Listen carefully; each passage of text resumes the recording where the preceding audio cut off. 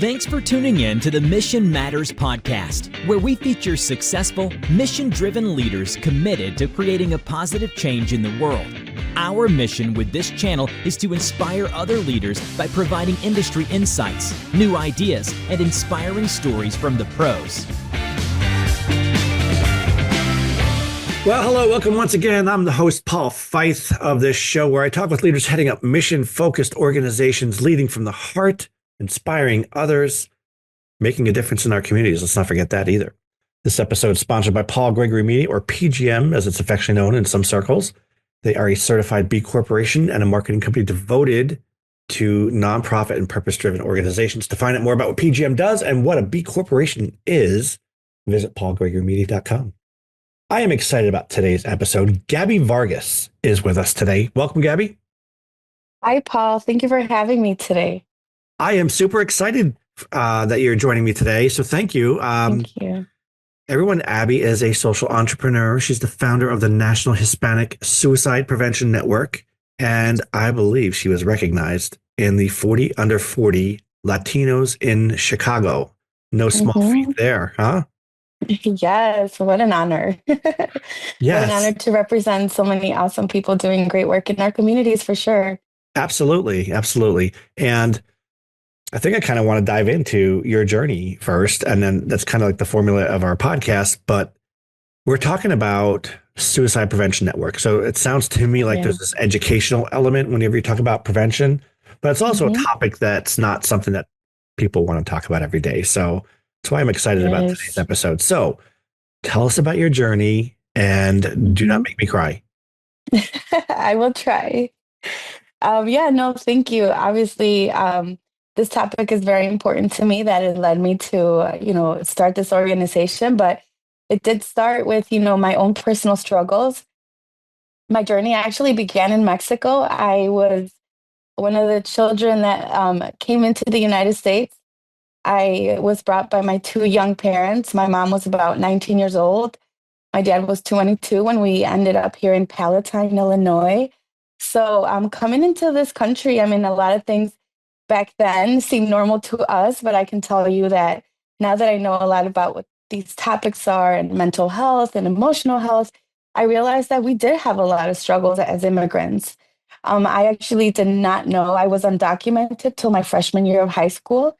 So to know that, hey, we're going to Mexico, we got our papers, or we got our green card, it was kind of a shock. We didn't really know. Probably my parents didn't want to talk too much about, that we're immigrants and not supposed to be here in this country. But, now that I know of these things, I know I had my personal struggles as a small child, not knowing any English. So going into school, just knowing Spanish, I struggled with anxiety.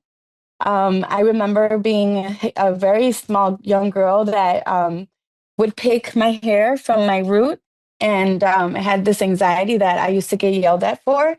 But I obviously, you don't know what it is, right? So now that I think back on my childhood, I had, those struggles from, being in a family with two young immigrant parents, and going into my middle school, high school years, I felt like I didn't belong. I was a very depressed high schooler. And then I had all the signs. I dealt with eating disorders, losing a lot of weight, and just feeling as an outcast. So I became a mother my senior year of high school. And that's where kind of like my adult life kicked off. And so not an easy way to start life, but I grew up in a very religious household. And I think that also affected me negatively in the sense of finding my purpose and worth. Being a young mother that was unwed was what I considered, such a shameful thing to do to my family. And so I moved out at 18 years old with my baby, with my son, Josh, who's almost 20 years old now. And I ventured off into a life of struggle. I remember my junior year of high school, my parents took me to my counselor's office, and I'm still interpreting for my parents. My parents didn't know English. And they said, tell your counselor that we're here to get you help. You need help. So my counselor asked for my ID number and looked me up, and she said, tell your parents that in this country, when you turn 18, you are an adult and you're not going to be their problem anymore. So tell them that. And so she pretty much washed her hands with that. And my parents did the same. And so I always talk about, my journey as a youth, right? Struggling with the two identities, struggling with things that, sometimes our parents don't know anything about. But I share that part of my story because it was such an impactful and missed opportunity to get help. And that's why I have such a big passion to work with youth, especially youth in my community that may need a story like mine to let them know that they have a purpose and that they can do great things in our community despite, what the narrative has been up to this point. There's a lot to unpack there, I think. There is. My gosh, what a this rough. is only up to 18. Yeah, what a rough beginning. Mm-hmm. So you said Josh is now almost 20, huh? Yes, Josh is almost 20. How amazing. Yes. So your English is beautiful, by the way. So you've learned English. Thank you. Yes. At a young age. You have these two identities. And I think the part I'm missing is when you talked about your mother and that counselor. So did you and your parents part ways? So no, I still have a close relationship with my parents, but that was, like I was saying, a missed opportunity on my counselor's end to get me support. So I feel like my journey into my adulthood was a rocky one. I didn't really have adults that mentored me or could understand what I was going through. And so, like I said, at 18, I leave my house. I was very lucky to have had an adult in my life see that I would be a great Spanish interpreter. And this older man who was the father of a friend of mine offered to help me pay for my interpreting certificate class or course. So I started working at a hospital in Elgin at 19 as a medical interpreter. So I'm very grateful for him as a blessing in my life, because although I was out in the world with, this baby, someone saw that they could help me. And my friend's dad said, hey, if you don't have the money to pay for this class, I'll pay for it. I think you'd be a great interpreter. So I went on to work as an interpreter, serving my community through Spanish, English interpreting. And that was, I actually worked there for 14 years. I just left that job 3 years ago. But that was also part of my journey. I was able to see myself in more of a professional role, but also see the need firsthand in my community. I got to see that I wasn't the only one dealing with these issues. And at the same time, it built a resilient, serving heart. A young 19-year-old with a baby that thought, what am I going to do with my life? I kind of already messed it up. I think fitting into that career really helped me see my potential and how I can make a difference in my community. So that being an interpreter was definitely such a great opportunity to see the light in my life. Yeah, when you talk about, having two identities and then you're now the bridge between those two as an interpreter, do you feel comfortable mentioning the name of that organization that you were an interpreter for? Because it's a national brand. Yes, Advocate Sherman Hospital in Elgin. Yeah. I say that they raised me into the woman that I am today. Yeah, yes, great organization. All right, so missed opportunity with the counselor, for sure. It's actually almost like this is what you don't do as a counselor. It's a responsibility that should not be taken lightly. And that was a missed, it's not just a missed opportunity. I think that counselor was just terrible, terrible advice. And as a founder of this organization, which I'm sure counseling is a component of that, you probably take that with you as what not to do. Yes. Yes, I really have a big passion for working with parents that may not understand what their children are going through, especially with so many stigmas that do exist in our community, about how we don't talk about these things, or dirty laundry you wash at home, or, just there's a saying that I always like to mention, ponte las pilas, put your batteries on and everything should be okay. So working with parents now, I just see my parents like, in them. And I'm like, what if that counselor had actually asked, what is really going on at home? Or how can I support you guys as a family? I think it would have made a life of a difference. And so when I work with parents, I always see myself in the youth shoes and I see my parents and their parents, So I think of who I needed at that point and how can I make a difference to be that bridge for support. Yeah. Yeah. All right. So I think we all have a picture of your life up until 18 years old and maybe a little bit beyond. In 2021, you started a company. I think you started it, right? With the Yes. yes, the studio. Tell us a Yeah, bit the about that studio. before we get into the big. Sure. Well, a little bit before the studio, I lost my cousin in 2017 to suicide. He was 18 years old. And up to that point, Paul, I really was struggling with a lot of, unresolved trauma, a lot of things as an adult, just being a young mom with two young children at that point. And I almost took my life with my children. And I kept it a secret from my family. And it was after my cousin takes his life, he was 18, that we were having a Thanksgiving dinner and everybody had their opinion about what he had done. Most of the opinions were negative. He was a coward. God doesn't want us to talk about him. He had everything in life. And, just hearing everybody's perspective of the way he had taken his life, it just made me kind of blurt out my story. I said, no, he wasn't. I almost took my life and it wasn't an easy choice to make. And I remember my mom's reaction was like, I didn't know, and like everybody was like, it was like this big moment, and I was able to share a secret. I struggled, and so losing my cousin Paul was one of the positives of that. At least for me personally, was to get professional help. I said if he took his life, if he had so much going for him at such a young age, and he had everything and yet he did it, he completed that, what's going to stop me? And I got to see firsthand how it like broke our family apart, and that made me want to get professional help.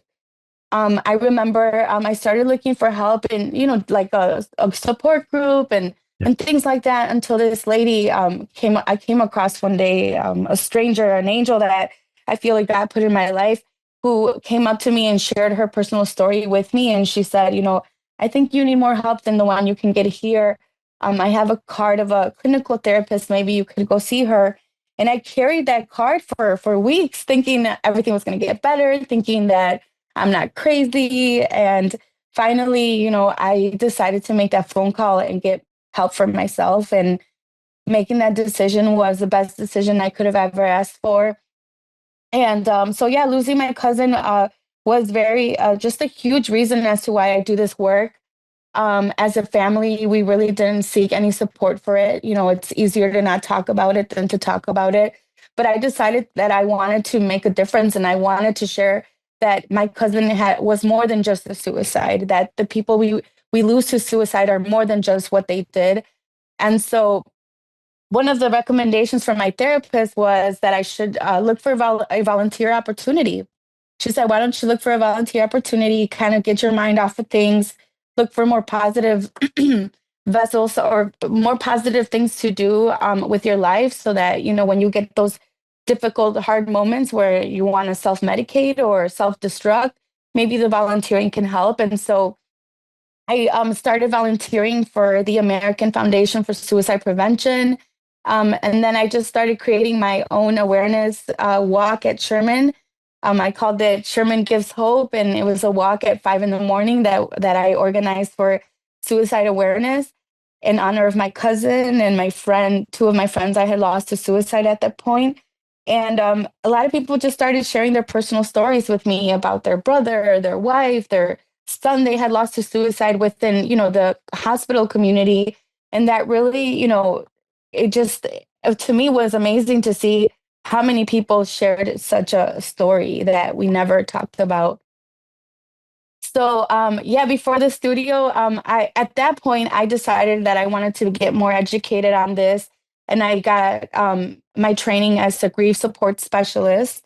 And so I do that. I specialize in suicide loss, helping families go through their grief of suicide. And then I became a youth mental health first aid instructor. AFSP has been a great big sponsor and supporter. So I feel like individually they leveled me up to be able to do the work.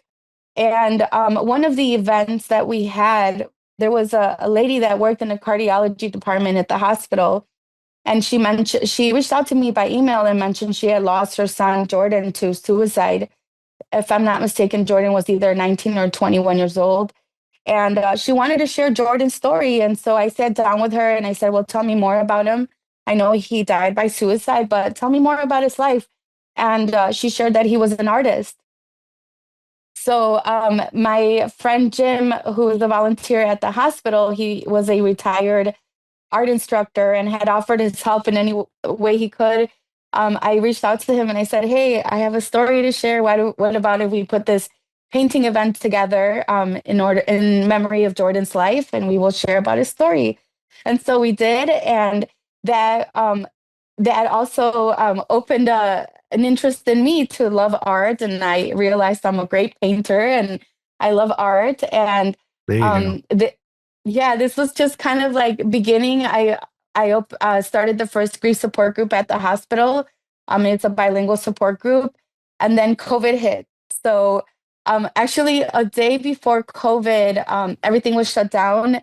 I went into a studio space I was about to rent out, and the city couldn't take any of my paperwork because they were shut down. Thank God, because I would have had a 3-year lease without anyone in there. But so Great. during COVID,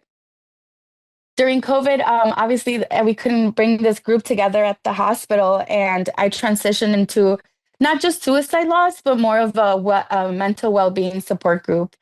And we met virtually during COVID. At one point, we had about 25 people from different parts of the United States joining this group, just, to check up on each other, talk about different mental health topics.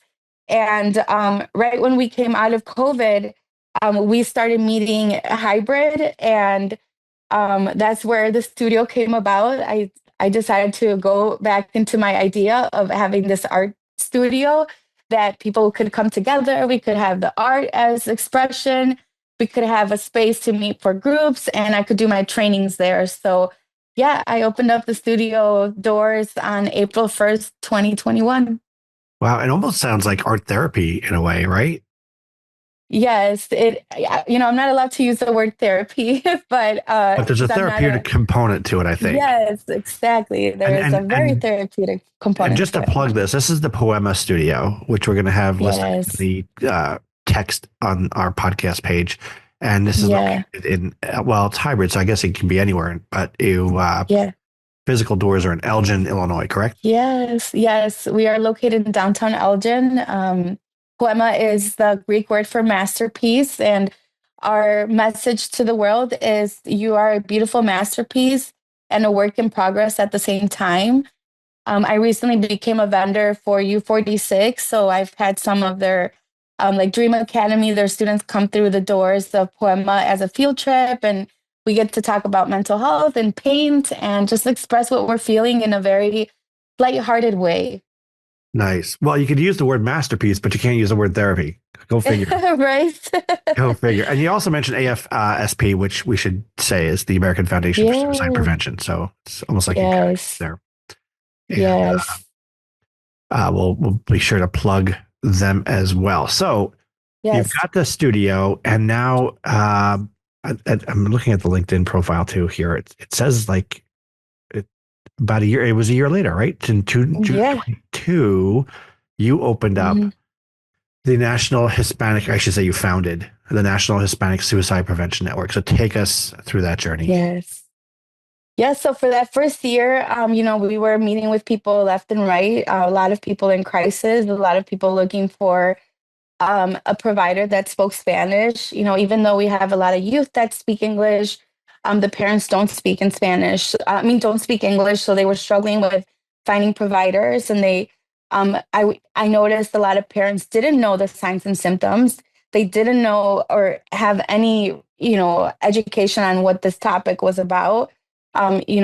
through a mental health crisis or just a overdose crisis, like what do you do? Where do you go?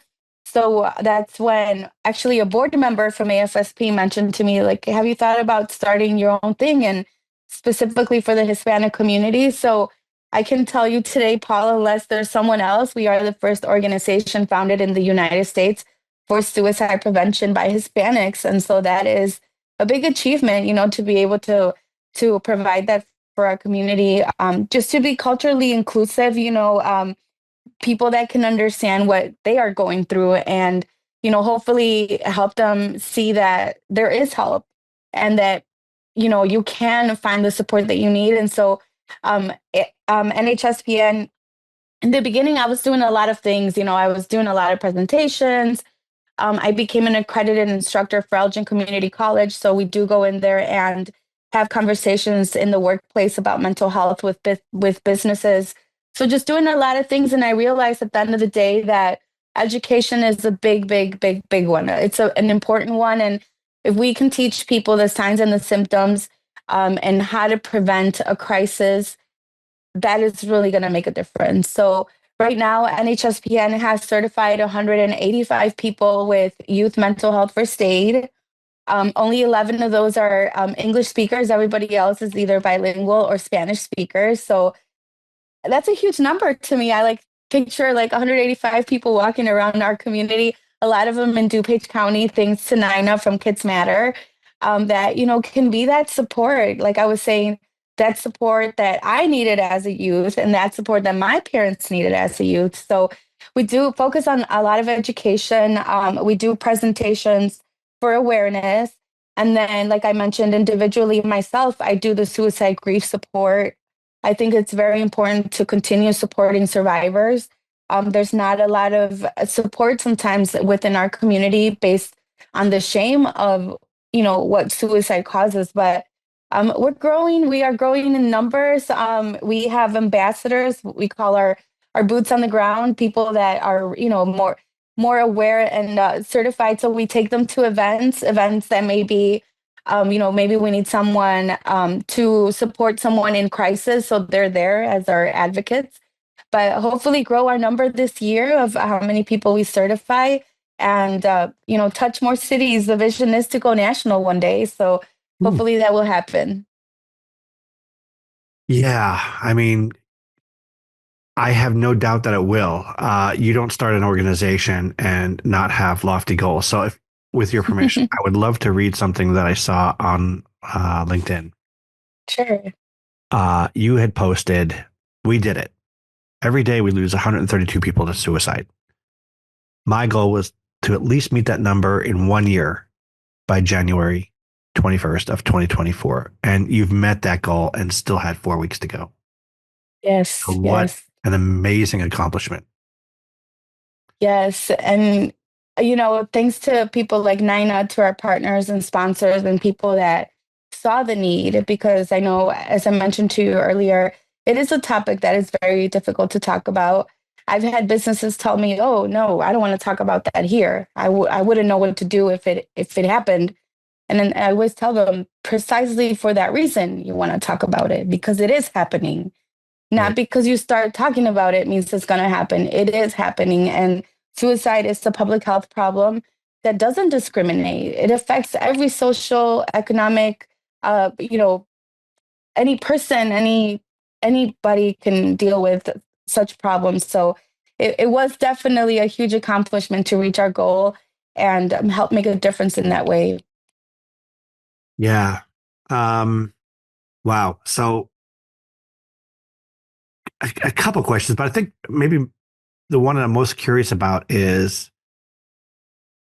kudos to you for shining a light on this, right? And trying to remove the stigma so that people could have these conversations. So I think that's first and foremost. That's an educational component. Yeah. Where do you get what's your funding model? Where do you get your funding from as a 501c3? Yeah, so most of our funding, it comes from sponsors, Okay. people that have the funding already, but they don't have a Spanish trainer. So Okay. almost like a subcontractor, I would say. And we've had some of our fundraising events our biggest one. It's our Boots and Bow Ties event in April. We wear cowboy boots and bow ties for male suicide awareness. So really growing those numbers and, partners like Nina that are doing the work, and we help each other out. Obviously still growing as a new organization, growing our sponsors, network and contact base. But a lot of it in these last couple of years have been people that directly, supported the mission because they knew of my story or had their own personal story and came out and supported our events. Yeah. I like the fact that somewhere, someplace, Nina's ears are ringing. So I will have to give her a shout out. Love her. Yes. Yes. Okay. Anything else? I mean, I think you kind of covered it all with your journey, and also maybe let me ask you this. So you've founded this organization. You actually founded two, right? Because you got the Poiema Studio. Yeah. Yeah. From a leadership lens, what has been your biggest challenge? Or it could be something that you're still struggling with, or something that you've overcome. Yeah. So for me personally, I did this work, like I said, almost like a passion project. I found a purpose. It made me feel alive to help people. It helped me find a reason to keep on living. And I just wanted to serve the community. And I didn't realize how much of a lack of business education I had. So definitely running a business is very challenging. So I'm very grateful for people like the Ian King. I have a business advisor at Elgin Community College, has the SBDC, SBA department over there. So as a founder, obviously it carries a lot of weight, right? And I had to get support in that aspect from a business coach because I had no business experience. So that was challenging and continues to be a challenge. But I think that being okay to ask for help and say, hey, I'm struggling. I've never done this before. How can I do this?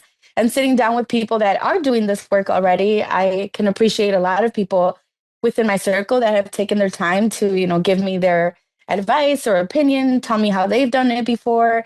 Even with AFSP as such a huge organization, they're always willing to support me and help me figure things out when it comes to that. Obviously, having a board of directors that feels passionate about this helps with the business aspect as well. So that's kind of like one of like the biggest ones for me, just not having any like college degree on business. But, like I said, reaching out for help helped. And then one that I'd like to mention, obviously, with this work, a lot of emotions come with it.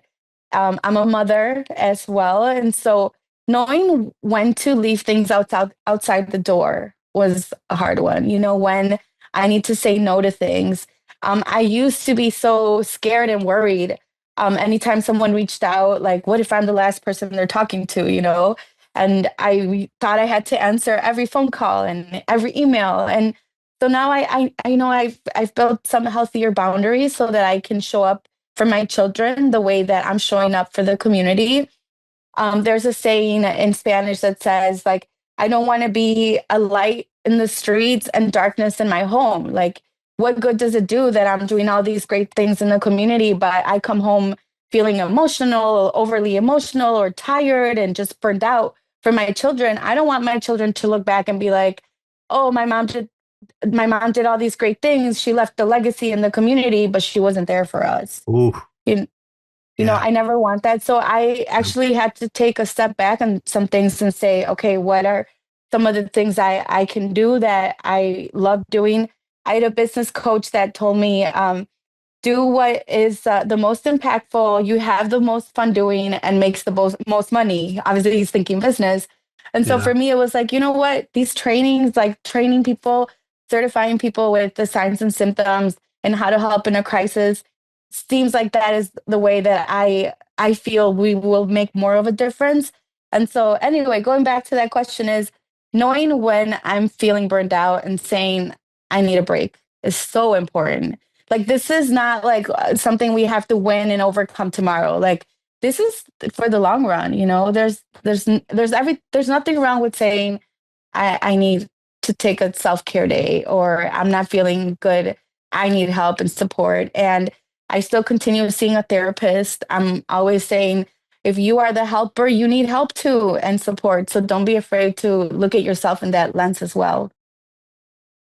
Well, kudos to you, because you've discovered certain things that people don't discover, and I'm speaking for myself too, until 1 to 2 decades later.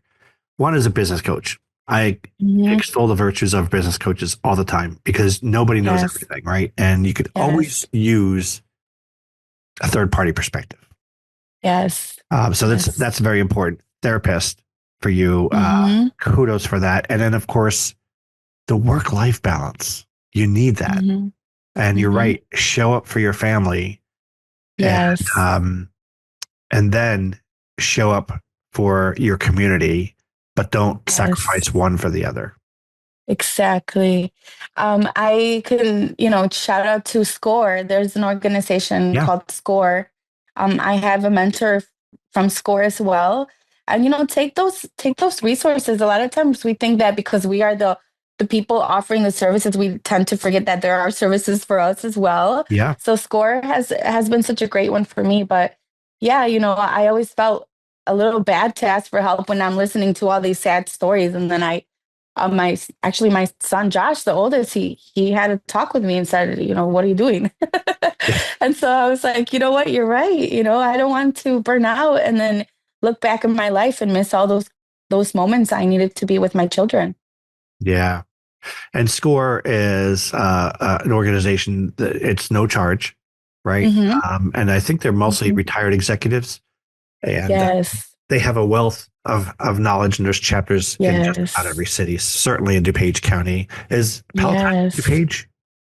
No, we are in Cook County. Cook County, okay. Well, Cook County certainly has their share of chapters as well. Yes. Gabi, it's been amazing learning from you, and you're really an inspiration to me. Thank you, Paul. For the work that you do in your community. So thank you for that. And thank you. Just I want to call it a learning journey, because you've learned things along the way much sooner. I wish I did. It would have been so much easier, I think, for me as well. Yes. Certainly your experiences with suicide in your family had shaped the direction of your career. And it's no accident. So I thank you for the work that you do in your community in Palatine and Elgin. Any parting thoughts for our listeners out there? Yeah, no, I thank you for taking the time to allow me to share my story. Thank you for the work that you do to share the story of so many great leaders making a difference. I just, want to remind people that no matter what you've been through, just like an artist can recreate their artwork, we can recreate our narrative, our story. And, as long as you lead with your heart and trust the process, stick with it. Stick with it, yes. Well, I will say this to our listeners out there. I feel like there might be a part 2 on this somewhere. So if you like what you hear and you want to see what she's up to these days, just say something in the comments. I appreciate it. Thank you, Paul, for having me. Thank you so much. Great. Till next time, everyone. Bye-bye. Thanks for listening to the Mission Matters podcast. We'll see you again next time, and be sure to click subscribe to get future episodes.